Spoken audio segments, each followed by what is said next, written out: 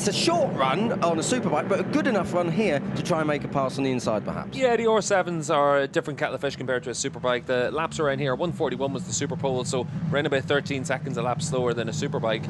And a lot of that comes down to the fact they don't have that acceleration, they don't have the top speed, but we should be able to get good close racing. I'd expect that we're going to see, obviously Herrera and Carrasco are going to go at the front, but you'd expect that Ponziani's going to be there with them. Sanchez and Nela need to make a step, and I think they should be able to do that once they're into race conditions, and then you're left with the next group. And I think in that next group, it's worth keeping an eye out for the 52 of Jess Howden. Jess really struggled in sector 1, it looked like yesterday in the Super Pole session, was actually quite good in the other sectors, and I think it's also worth giving a shout to Avalon Lewis as well. Nearly went with her maiden name there, but Avalon back in the World SBK paddock for the first time since she was a European Junior Cup rider, so it's good to see her back here. And on the third row of the grid, the number 50 is worth keeping an eye on. Fantastic indeed to see her back. This is your live championship. Maria Herrera, Ana Carrasco, 7-point split them. You saw the graphic on your screen. Thank you, 50,000 of you, and growing by the minute, who are following this World Championship across all social platforms. So we're really happy to bring you all the coverage that we can.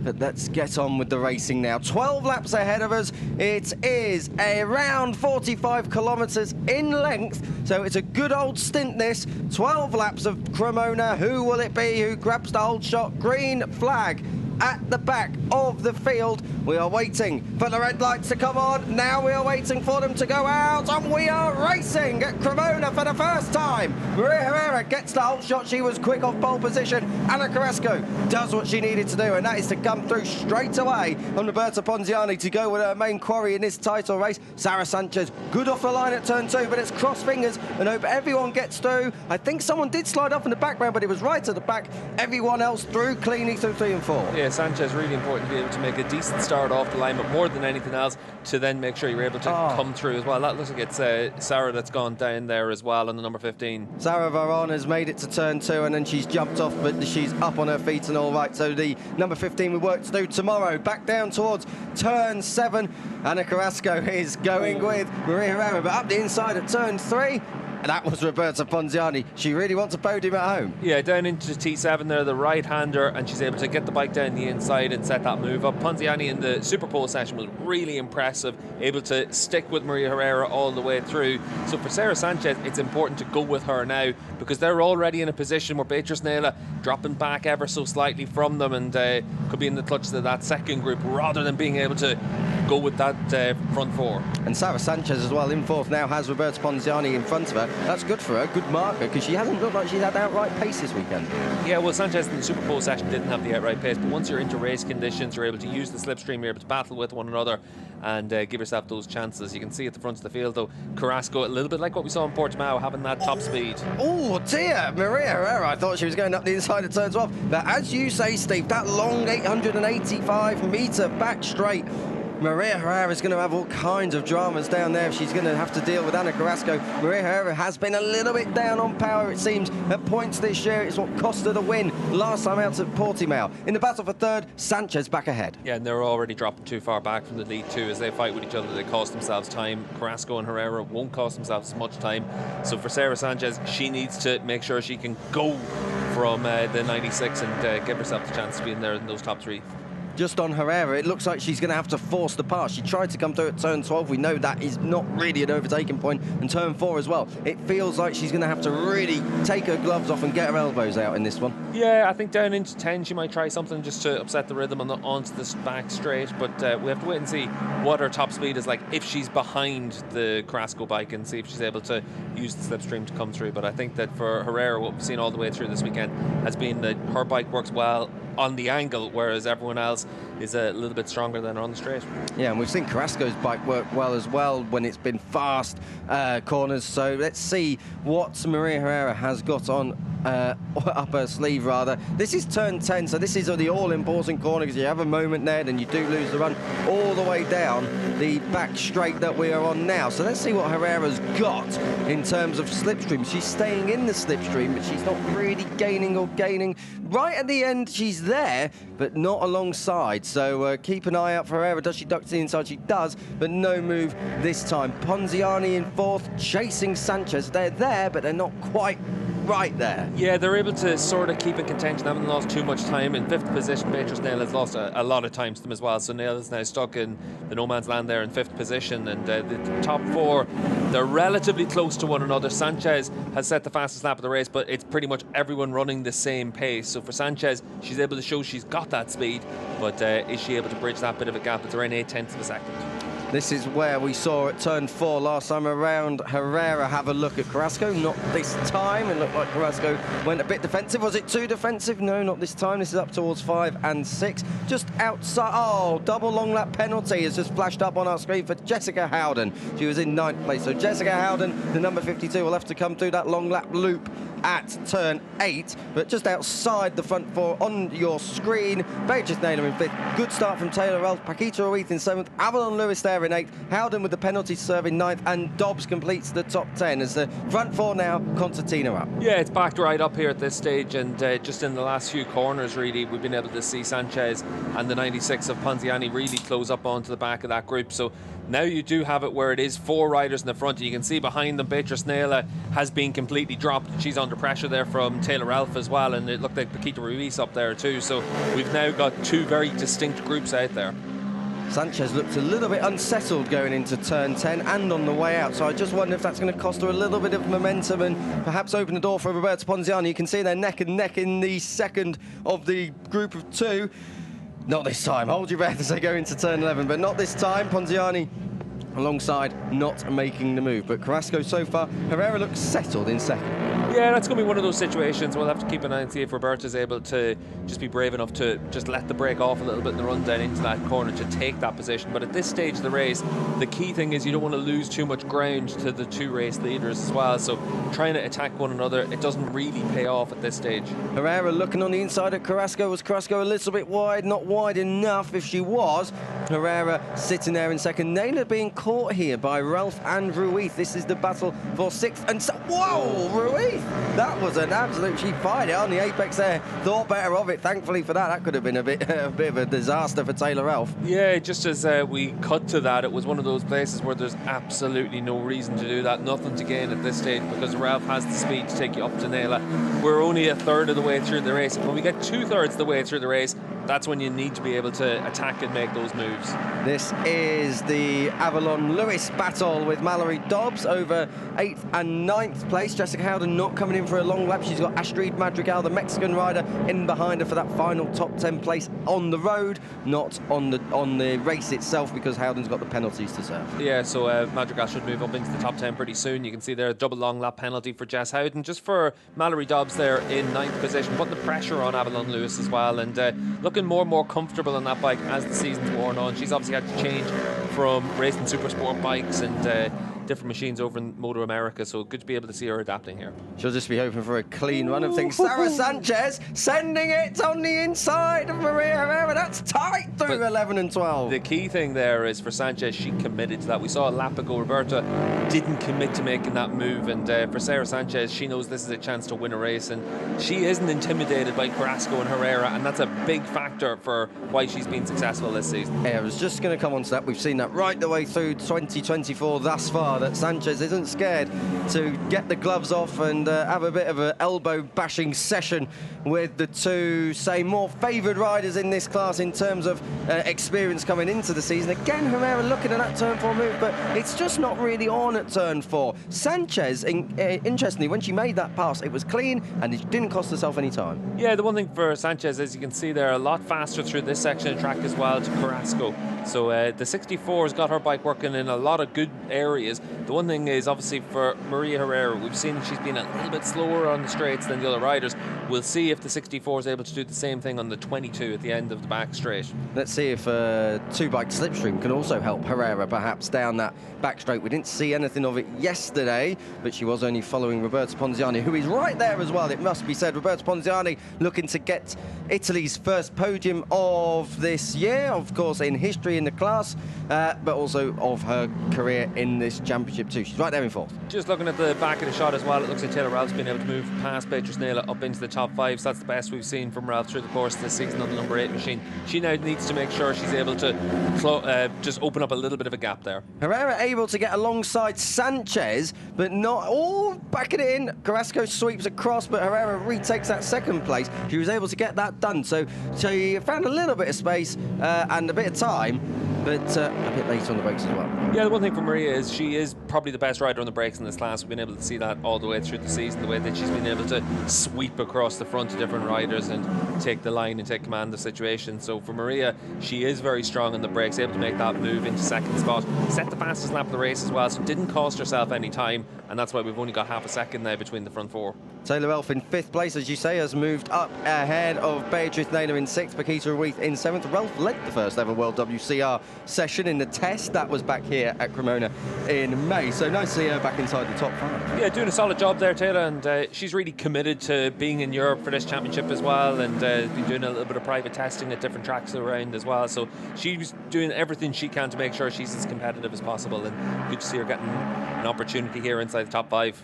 Herrera has set the fastest lap of the race as she makes her move to go back through on the inside at turn 8. So that's a nice move there as we're coming up towards half race distance with 6.5 laps to go. So Herrera, it was a 41.521 last time around, and she has made her way into the lead of the race. Oh, Lena Kemmer's gone down, as the graphic says there, but Lena Kemmer was running just on the fringes of the points. The Austrian rider is out.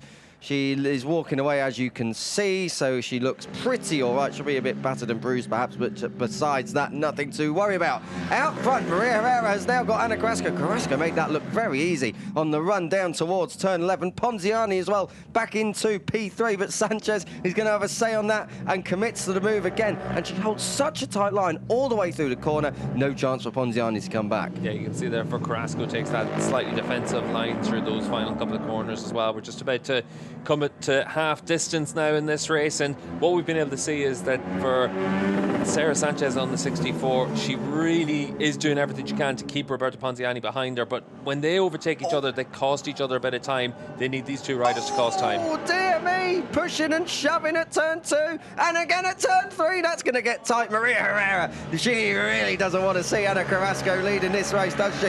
Interestingly, as the graphic just popped up, we have got yellow flags at turn 7, so there will be no overtaking point at the end of this straight here as they come on the exit of 6, but it's getting feisty. Red flags just come out as well. You can see in the background there, so we will have a restart for this race. It'll be a 5-lap restart as well, because that's the minimum distance a race has to run.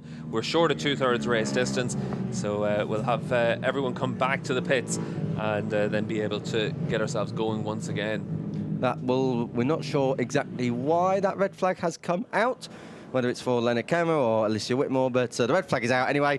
That was just building. I was about to say, Steve, that was getting a little bit feisty for half race distance. The feistiest I think we've seen this year from 2024 with regards of Herrera and Carrasco. Yeah, and what we were able to see once again from Maria was just that she's never willing to sit behind Ana Carrasco, and even there just before the red flag came out, their little bit of a battle there through the first couple of corners was interesting, because what we saw from Ana was she's not going to be intimidated either, and I think Maria has the air of a rider that fully believes she's just a lot faster than her rivals. She's got more speed, she's got more ability out there, and she tries to prove that all the time. That's why it's so important for Carrasco, a former world champion in the 300 class, don't forget, to just try and answer back as much as she can, and I like to see that from Ana. A little bit of mind games here as well on the in-lap, absolutely stuck together, and everyone else has knocked it off a little bit, but Herrera absolutely pushing her way through down there into pit lane, and now has got Carrasco ahead of her, but that is going to make it very, very interesting as well off the line. Sanchez will inherit a front row, but Carrasco will go from pole on the restart. It will be 5 laps restart, so 5 laps dash for the cash. Couple of things to keep of note for that as well. We saw Jess Howden get a double long lap penalty. She didn't take any of her long lap penalties. She'll have them in the 5-lap restarted race. And other than that, we saw that we had obviously the crash at the start for Sarah Veron at turn 2. We also had Kemmer go down, and we had Lizzie Whitmore down as well, and then the red flags came out. So we'll wait and see what the situation is, but it will be a 5-lap restart when we get back underway. And with confirmation along the bottom of your screen as well that it's for an incident involving number 34, Alicia Whitmore, at turn 7. So this is Whitmore. It's actually up at turn 10. Oh, dear me. That looked like a machine failure of some description. An issue there for her down at, that's at the long lap penalty loops down at turn 8 there for Lissy. So that's unfortunate for her. She obviously had a big crash as well earlier in the season that ruled her out of action for her home round at Donington Park. So that's a shame for her that she's had another incident there and been taken to the medical centre. I mean, let's not speculate on exactly what did cause that, but from first glance, at least, it looked a little bit like it was out of Whitmore's control. But she'll be taken to the medical centre, and good to see that she was moving. As you can see, Maria Herrera there in pit lane, just taking on some fluids and getting ready for a 5-lap restart. Of course, Whitmore now already on her way to the medical centre, so it will be a pretty quick turnaround for this. I think quick start procedure for sure, but it will be also a quick turnaround to get them back out there as they clear up the mess at turn 8. Yeah, and it'll be grid position set by the positions you were at the red flag, so that'll still be where on pole position we'll have Ana Carrasco from Maria Herrera and then Sarah Sanchez on the outside of the front row. What's good for some riders is that they'd already been dropped, so for the likes of Beatrice Naila, already all the way down into that second group, having started on the second row of the grid, she's got a chance to be able to make a good start and try and find something to go with those leading riders. But what we were able to see in that initial race was that it certainly was a case of those front four having the edge. 13:07 local time will be the time for the restart of race 1 of the women's FIM Women's Circuit Racing World Championship here at Cremona, the first ever World Championship event here at Cremona. We just had a quick glimpse of Sarah Sanchez, Ayrton Badavini working in that team, and it's an addition to the team that seems to be paying dividends both for Ran Yochai at certain points of the year, but definitely for Sarah Sanchez. Yeah, well, what we saw at the start of the year was Ran had a really good start to the year, and she's gone off the boil a little bit now that we're into this stage of the season. But certainly for Sarah Sanchez, it's been a really strong season, and she's been able to show everywhere we've gone that she's got podium pace and podium potential. So good effort by her all the way through, and the team seems to be pretty well run. This is Ran Yochai, who we're talking about, really struggled at Portimao. And Portimao is one of those places where if you don't have confidence or if you don't have prior experience, it can be really difficult. They're starting from pretty much the same level at Cremona, a lot flatter, of course, but not quite back at the sharp end for Ran. So they'll be seeing if they can find a step in this restart. And it's a rider like Ran Yochai who has got pace and has shown pace at certain points this year that a restart could help. Yeah, it's one of those things where for the riders it's about, are you able to make that step that you need to make, and I think that certainly the restart gives you the chance to come back, talk to your team and see what went wrong the first time or what you can improve on, and also just to know what to expect on the run down in towards turn 1 and turn 2 as well. This is a replay of the battle of Maria Herrera and Ana Carrasco. What will Maria Herrera be thinking? She's had that time to see what she can do in a straight line, which seems very little when it's up against Ana Carrasco, but she'll know where she's quicker now, having studied her. Yeah, she'll know that she's got a bike that works really well in different areas, but what was good was that when she came past her just before the red flag, Ana tried to answer straight back to her and was able to maintain that lead. But I think that for Herrera, I think if you're down into that last lap, Maria's just going to put it all on the line and make sure that she just outbreaks you, and that's one of her big strengths. Whereas for Ana, I think in a situation like this, she might well have to have that few bike lengths in hand. Is the last corner an overtaking opportunity? Can it be? I think it's not an overtaking opportunity, but it will be an overtaking spot. I think it's one of those situations where we could see there that the run through 11, 12, we saw some riders able to hold tight lines, some riders able to almost set something up into that last corner. I think if you're given the chance of the 25 points, you're going to try and do it. And I think especially if you're Maria Herrera behind Ana Carrasco, you're going to try and come through.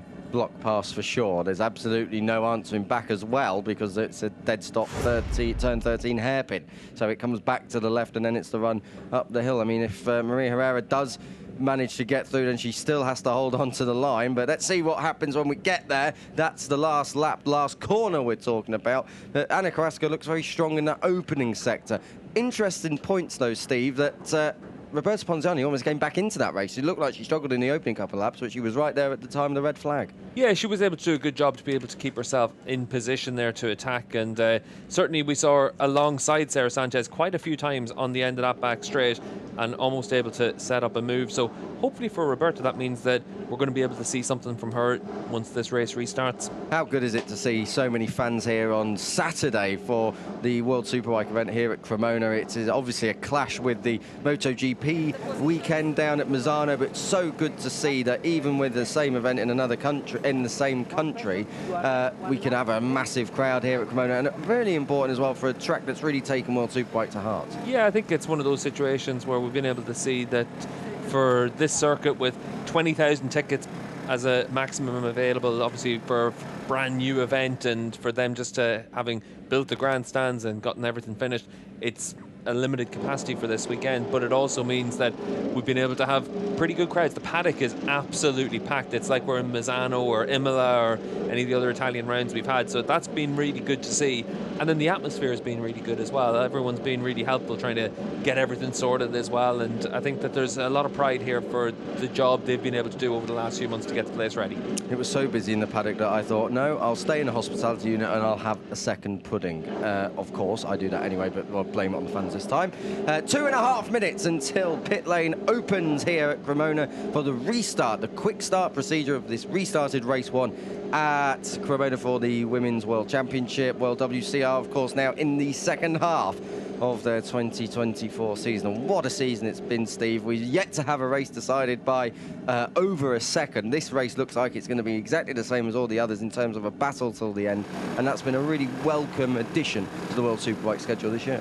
Yeah, it's just important to be able to keep it where it's close at the front, and also where riders other than Herrera and Carrasco are able to fight for those race wins. What we need is someone like Sanchez to make that step and win a race, and she's put herself in a position with all those podiums to start the season, 6 in a row, podium position before the red flag as well. She looks comfortable. For my money, she's the rider that looks like the one that could break that stranglehold. Roberta Ponziani now, just before she goes out in about 90 seconds time, thinking that she can definitely get a podium. She's in a position to be able to fight for it, and she just needs to be brave on the brakes into turn 11 on the last lap. But over a 5-lap race, she's got as much of a chance as any of those other leading riders. Just over 60 seconds until we go green for the pit lane at least, and then the riders will be able to do a quick sighting lap, reconnaissance lap, say, and then it'll be one mechanic or team personnel on the grid, meet them, 60 seconds, we'll go for a warm-up lap, and then we're racing. This is Astrid Madrigal coming off the back of a career best finish last time out for the Mexican rider. She moved up inside the top 10 in the championship with a double top 10 finish, a best of 7th. That was by far and away the best we've seen of her in 2024. Yeah, it really was, and it's important to be able to have those highlights during the course of a 6-round season, because for so many of the riders that are coming in, and it's such a big step up from where they had been, and I think it's interesting to see on those good weekends where different riders are, and then obviously if they're here for next year, that's the step that they want to make to be week in, week out. We just saw Anello Ongaro. She's been relatively quiet this weekend. She will go from the head of the 5th row. She'll be looking to try and make men's and get inside the top 10.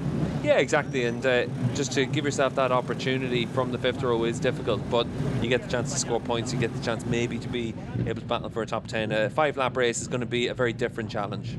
Jessica Howden has got those 2 long lap penalties to serve. What pain that's going to be for her in just a 5-lap race. That's really, really costly. As you can see, the green flag is waving. Andrea Siebacher is the first one out. She's not with the World Supersport 300 team this weekend. She has been completely freed up, although she was saying that actually sometimes it's good because it takes your mind off other things. She's obviously not busy enough being a team manager in World Supersport 300 and a full-time World WCR rider, that is for sure. But Andrea Siebacher got her first points last time out, Steve. She'll be looking to do the same again. Yeah, exactly. Double jobbing between this and the 300 team that you run. So good to be able to see her score some points last time out. But I think certainly for a lot of riders, it's about giving yourself those opportunities. And with riders missing from this one as well after the crashes, then it's another opportunity presented. Let's see what she can do. Sibaka will be going from way outside the top 5 rows, at least all the way back on the 6th row in 18th place for her. So 77, got a bit of work to do, but it is doable, of course, after those first points back at Portimao. This is turn 7 and then up towards turn 8, where we saw Alicia Whitmore crash, which has brought out the red flag. She was relatively all right-ish. She was moving, and she'll be taken to the medical centre for further assessment. As a precaution, we put the red flag out, and now we have 5 laps to do the first race of the programme here at the Service Italian round at Cremona. The sighting lap is well underway. We're down towards turn 10. This is Taylor Relf, the number 8.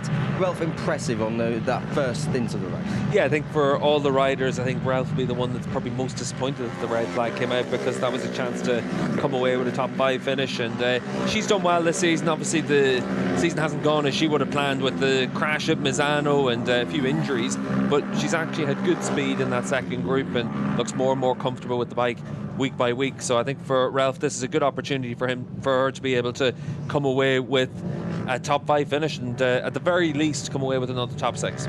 We've seen Relf at times, particularly at Donington Park, a track where she tests that, be really, really strong. Testing is so crucial. It's not always easy, and it's not always the most affordable or accessible thing, but if you can do it, particularly at tracks where we're going to be racing, it's so much use, particularly if you can do it on the R7, which these ladies are running. They're just coming to the grid now. We're going to have a look at the starting grid. Ana Carrasco on pole, Maria Herrera second, Sarah Sanchez third. So the big 3 from 2024 so far going off that front row. Roberta Ponziani looking to try and get in on the act, to get a podium if she can. Taylor Relf in 5th place. Beatrice Nadelo, Steve, 6th place. It's not been a weekend so far where we've seen the best of Beatrice, but she can put it together in the race. Yeah, she hasn't had the speed this weekend, but maybe with a 5-lap race, she's able just to make a good start and have a good couple of first corners and go with those leading riders. But she needs to find a lot of speed compared to what we've seen from her so far this weekend. But over a 5-lap race, you never know what's going to change. We are about to go racing for the second attempt. So this is World WCR Race 1 from Cremona, warm-up lap. Very near to getting underway. Now we are away with the warm-up lap, and we will have 5 laps to sort out, and if anything is to go by from the first bit, I think we're in for an absolute belter. Now they've got that racing experience, what will they be looking for on the restart of this race in this warm-up lap? For the front runners, you're looking to do what you did last time around. I think certainly for Sanchez, we saw made a good start from the second row of the grid. He was 3rd by the first couple of corners. That's what she needs to do from the outside the front row, and then you've just got a 5-lap race to try and battle it out at the front. I think that for the top 3 on the grid, they'll probably think that they might have enough pace to be able to pull away from Ponziani if they're able to be clear. I think especially for Roberta from that second row of the grid, she needs to convert that to be at worst 4th through turn 1. If you end up with Ralph and Nayla's a quick starter, you could easily end up behind them, and then suddenly you're not going to be in a position to be able to fight for the podium. 5 laps, a really short race for these riders to have to deal with. The likes of Sarah Sanchez, we saw her make a really good start in the first race. Not the first time this year, but it's been perhaps less occurrence than she would have liked, those good starts. Now she's got the opportunity to do it from the front row and make up some more ground. Yeah, the other side of that coin as well is whenever you qualify in the front row, it's magnified. Whenever you make a start that isn't quite as good as you want, and riders from that second row are able to do something. I think for Sanchez, she's got the speed, and she's very confident in her own ability. We saw that especially in the run down in towards this corner, down in towards turn 11. She's not afraid about being alongside, letting the brake off, and still being able to carry that nice tight line through turn 11. This is turn 11, turn 12. Not expecting to see a pass there, so it'll be a bit spectacular if that happens, but they're just making their way through this wonderfully banked corner, turn 13. It is like a bowl down there, I can tell you. That's Luna Hirano, who we haven't really spoken about in this, number 44, Japanese rider. She's had a top 10 back at Donington Park, but has yet to really build on that. But she will be trying it out for sure and aiming to try and get back inside those top 10 positions. Championship situation, the same as it was in the original start. 7-point splitting. Herrera, your championship leader, and Ana Carrasco, who is second. The grid has formed. This is going to be a very, very frantic 5 laps here at Cremona. Waiting for the green flag. We get the green flag, and now we are about to go racing to see who is going to take the first victory of the day in World WCR. Go! And it's a good start from Ana Carrasco, not the brightest from Maria Herrera. She got a bit of a wheelie there. Beatrice Nader on the extreme inside already trying to make up ground. But Ana Carrasco is the one who hits the front early on. Maria Herrera made up good time on the brakes there, wasn't able to quite come through. Sara Sanchez holds position in third. Is Herrera going to look at the inside at 4? No, not this time. Yeah, for Herrera, we saw a couple of little jumps as she was coming off the line, and that's the difference between making a perfect start and just leaving it where you're maintaining that position. But on this first couple of corners, she's a lot faster than Carrasco in this section, and she's definitely going to try and make a move. You wouldn't be too surprised if maybe even into turn 8 she tries it. This is turn 7. Good run through here. Can put her in a proper position to make that pass to turn 8. She's already setting up this way. She took the lead in the first race. Not this time. Ana Carrasco just about holding on, but Herrera knocking on the door very, very hard. And she knows she has to, because she doesn't really want to be in a situation where she can't make the pass down at turn 11 due to the big back straight we've got here, 885 metres. As I said, we're at turn 10 now. Maria Herrera not able to get through. Yeah, for Roberta Ponziani, though, she's been able to keep that 4th position, go with Sara Sanchez, give herself the chance of being able to fight for a podium spot. They've got a big gap already over Beatrice Nader. It's top 4 fighting it out for the race win.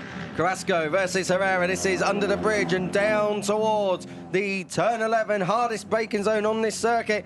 Herrera not able to quite go through this time around. Ponziani looked on the inside of Sanchez as well for third. Didn't manage to get it done, but Carrasco is going to lead the first of these 5 laps as they come out of the final corner. Carrasco leads Herrera, then it's a small gap back towards Sanchez, then it's Ponziani in 4th, Naylor up in 5th, 6th place for Ralph, 7th for Rui, Dobbs, Lewis and Madrigal inside the top 10, but out front Herrera looks very, very good on the corner entry towards turn 2 and on direction change from 3 to 4. Yeah, and for Maria, that's just where her bike's working really well. You can see there, just as we've got that change of direction over the crest down in towards 4, she just looks really comfortable with her bike, and she can put it anywhere she wants. For Ana Carrasco, the key thing is she's having to defend for everything she's got at this stage, and the one thing for that as well is that also means that she's compromising her lines ever so slightly. The grid position for race 2 is set by her fastest lap in this race, and that means that for all these riders, if you're having to think defensively, you're costing yourself potentially a few grid positions in tomorrow's race as well. And you don't want to see the front row start. Ana Carrasco was only 3rd yesterday in Super Bowl, so she will need to put a fast lap together, but then she might have to have a fight on her hands. Well, her fast lap, even if she's defensive, is still going to be enough, because the front 4 are so much faster than everyone else that they should be our front 4 fastest laps for this race as well. Sara Sanchez in 3rd place, looking very, very good as well. She's right there. Sanchez ahead of Ponziani now. Slipstream effect again for Maria Herrera, but we're not really expecting a pass down in towards turn 11 from Herrera, although she's alongside Carrasco this time. Let's see if she lets the brakes off. Does she want to let the brakes off? Yes, she does. So Herrera does go... Oh, big moment for Roberta Ponziani. Herrera does go through to lead the race, but Ponziani, that is such a shame. She was in the podium fight at home. Yeah, and for Roberta, she was alongside Sara Sanchez on the run down in towards there, and we'll see where she resumes action there. It looked a little bit out of shape as well whenever she was trying to get going as well, so maybe just a little bit of an issue there for her. Disaster as well, considering what we just touched on, Steve, about the fastest laps classification that sets the grid for race 2, which will come up at the same time tomorrow, so don't miss that one for sure. At the moment, Herrera leading ahead of Ana Carrasco and Sara Sanchez, so the main 3 in this title fight are the top 3 in race 1 here at Cremona. We have about 3.5 laps to go until we get to the end of this,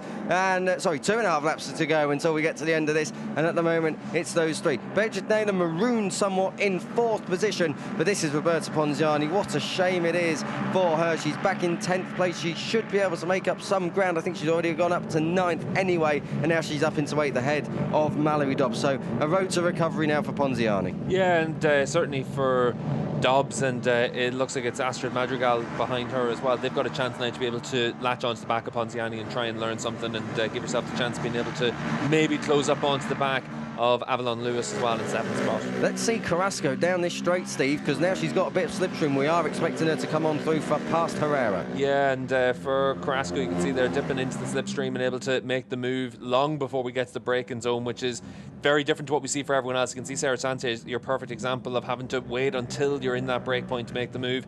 Carrasco's got more top speed than everyone else, and it's one of those things that in a one-way class always makes you wonder how she's been able to tuck herself in that little bit more and find that extra couple of half a kilometre an hour, and that's all it takes to make a big difference here. Yeah, and she manages to pull out the gap as well down the main straight, which is only 400 metres long, but Herrera on the brakes is something special. Corner entry, she's so strong. She rides right the way through the corner. She's looking to try and make a pass. So is Sarah Sanchez. She had a look, but not that time around.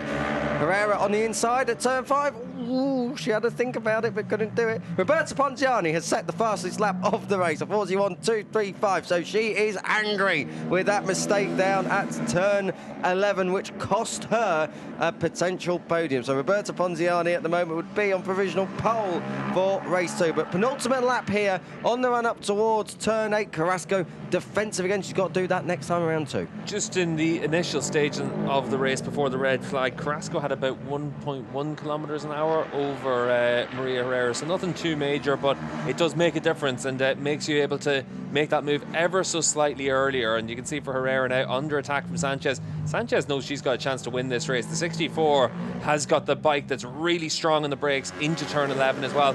She's found it hard to make the move on Herrera, but she'll try it on Ana Carrasco as well. Carrasco leads this race ahead of Sarah Sanchez as we come into the completion of the penultimate lap. Sarah Sanchez fancies her chances at taking the lead of this race, and she's going for the inside. She's going to go through. She has gone through on Carrasco, and now Herrera is going to try and come through. This has been the first time that Herrera, on the inside, 2 in 1 at the last corner. Well, that answers the next question about the last lap overtaking opportunities, because there's one there. Yes. 2 in 1. Super stuff there from Herrera. She saw the opportunity.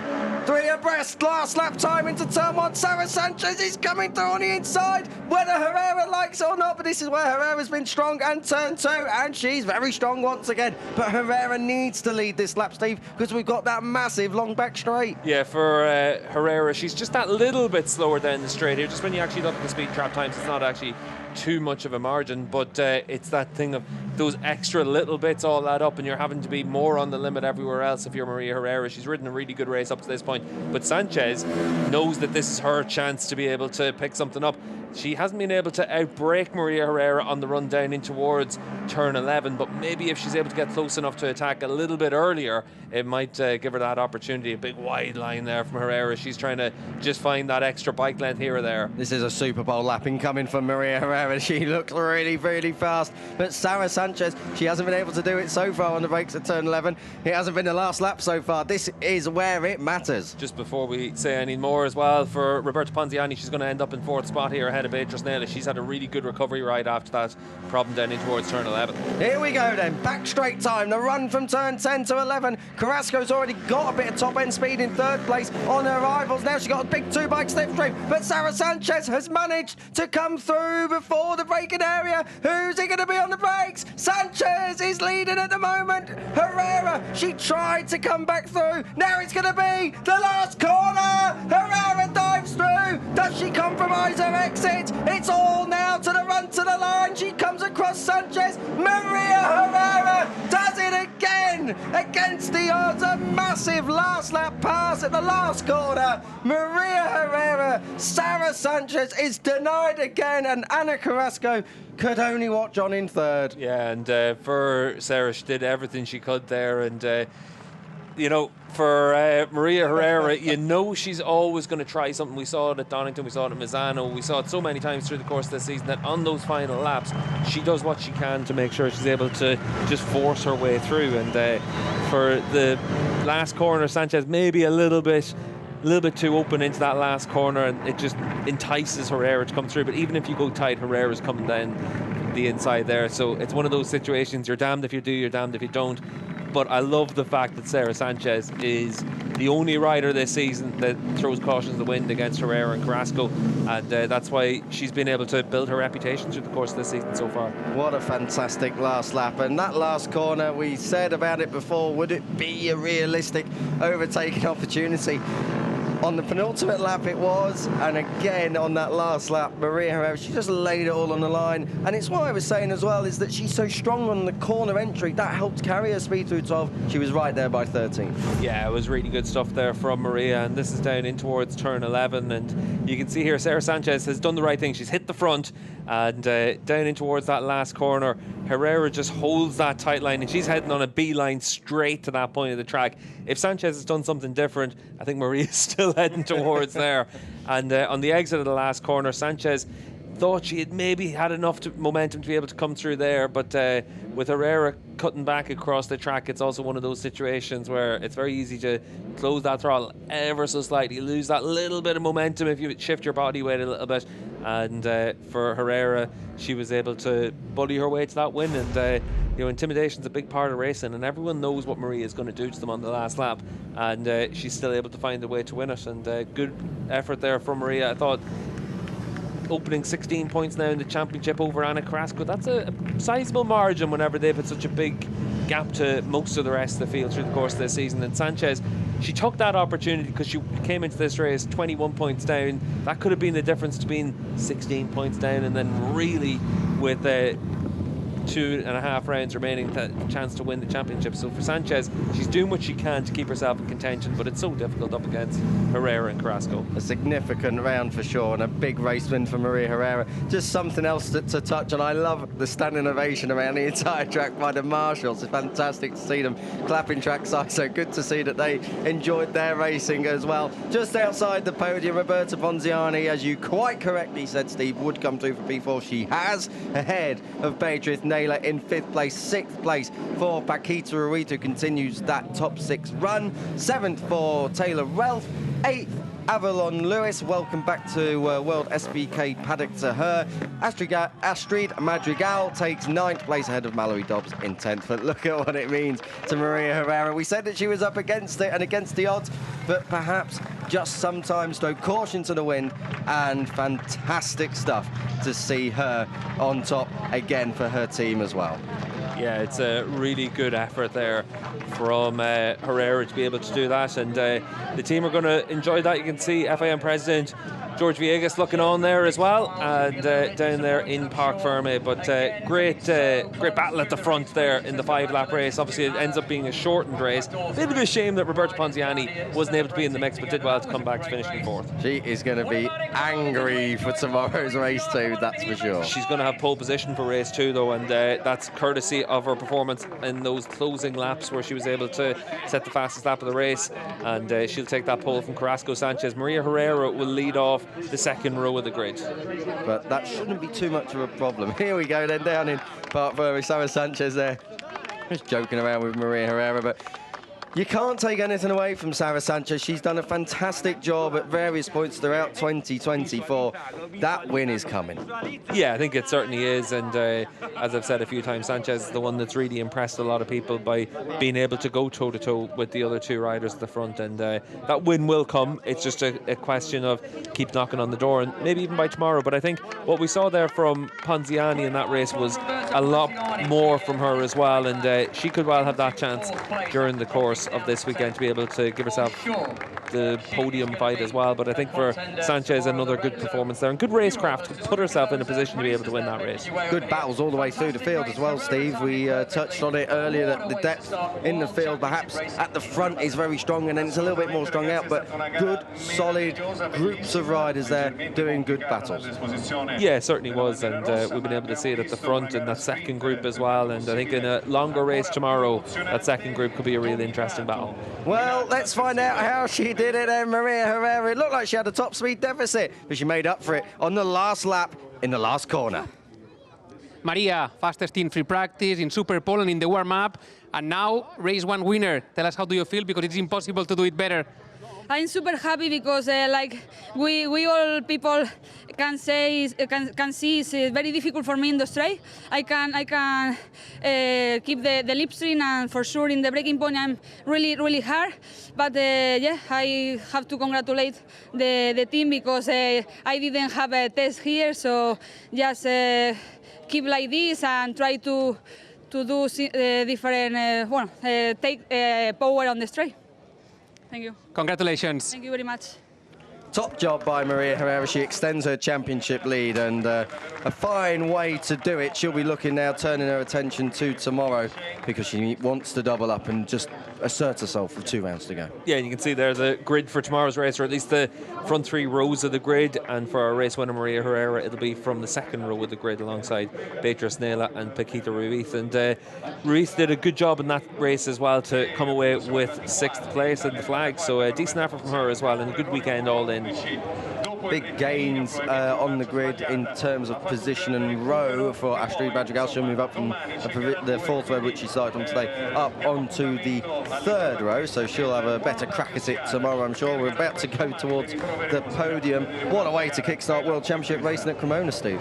Yeah, we were able to see a really good battle before the red flag came out, and then a 5-lap race is always going to be a bit of a treat whenever you've got everyone able to fight it out there as well. And last corner the race is settled, and settled on the run to the line, really. So good close battle there, and the top 3 really put on a show, and Roberta Ponziani would have been there as well. And I think that's the interesting thing for that. Hopefully for tomorrow, Roberta's able to keep herself in contention for a podium spot. Just on turn 13, although it might not seem like the most natural overtaking opportunity, if you ram it up the inside, the straight or the run to the checkered flag is so short, there's no time for anyone to respond. There's no slipstream effect. No slipstream, but I thought that Sanchez had been able to somehow square it off enough to be able to get that bit of an exit. Maybe with a bigger bike with more power you'd be able to do that, but it's also one of those situations where I think when Sarah looks back at the race, she'll think she left it a little bit too open there for Maria to come down the inside. But it's also one of those things that for the first time we're racing here, you have to learn these lessons as well. The World Superbike riders have been watching that keenly as well, I am sure, for their outing in just about half an hour. This is the podium. Ana Carrasco makes it another podium in her 2024 season. Sarah Sanchez on the podium for the 7th consecutive race. Of course, she's not missed one yet. And Maria Herrera, after Portimao's disappointment, back on the top step. And what a way to do it. As you can see, Sanchez and Herrera speaking, not so much Herrera and Carrasco speaking. I think it's a very civil friendship, but not necessarily a friendship quite like Sanchez and Herrera. Yeah, not a friendship. It's a pure rivalry between them, and that's part of the action when you're fighting for a world championship. He's the one in the shorts, if you disagree. But as you can see, trophies handed out. 3rd place for Carrasco, 2nd Sanchez. But your championship leader, well, it's a 16-point championship advantage now for Maria Herrera over Ana Carrasco. Sarah Sanchez, unfortunately, with that 5-point swing in the battle for victory, it puts her 26 back, so she really needs to win timely now for tomorrow. Yeah, she's only 10 points back of Ana Carrasco in the championship standings, though.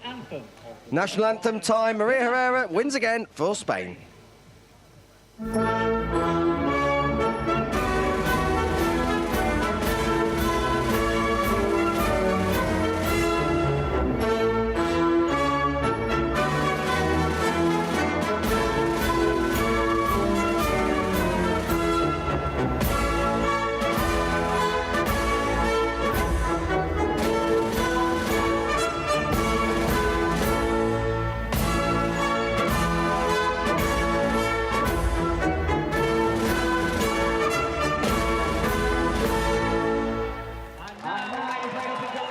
Well, another win for Maria Herrera. She'll be really delighted about that. But and there's not a lot they can really do, Steve, to mitigate that disadvantage they have in terms of outright top speed. Well, it's one of those situations in a championship like this. Every bike is regulated, and it's a case of trying to make sure that it's all balanced out. But for Maria, it also comes down to how you're riding, the way that you approach things, and how you're tucked into the bike as well in lots of different circumstances as well, and even the weight of your leathers or anything like that can be a factor. But for Maria, she's been able to show just how good she is over the course of this season. We're at the 4th round and she's leading the championship by 16 points. Did get a little bit too close at times, maybe for her own comfort in race 1, but she made it to the end. And did she get big points or did she not? 25 there for the taking, 25 were taken. As you can see, another race decided by less than 1/10 of a second and just 2/10 covering that rostrum. It is an all Spanish rostrum, but Maria Herrera extends the championship lead over Sanchez and Carrasco. Ponziani, a story of what could have been, really.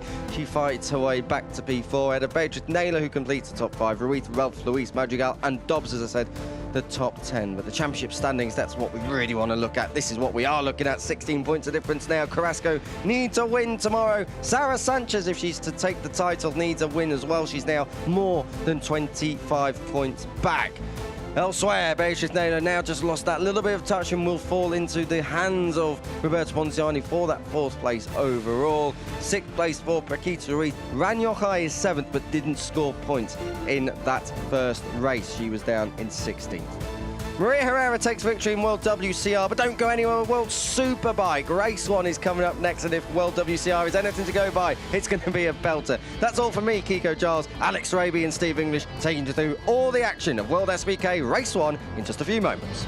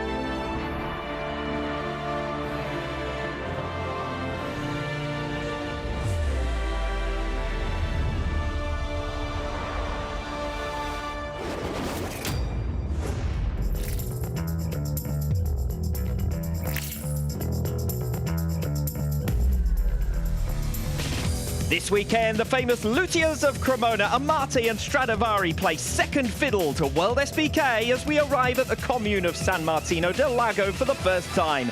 You join us 100 kilometres from Milan, the capital of the Lombardy region, at our first brand new venue since 2021 and the 7th different host of the Acerbis Italian route. The Cremona circuit has humble beginnings on flat, former agricultural land in the Po River Valley, and this will be the first World SBK race held here. The shortest track on the calendar at just 3.768 kilometres, and the slowest average speed of the season, just 153 kph from the fastest lap in testing. 13 corners, mostly first and second gear, with high lean angles, so a tough venue at which to pass. The start-finish straight, lengthened in 2021, still measures just 400 metres, but presents a 136-metre-long braking zone into turn 1. The next overtaking opportunity is the 70-kilometre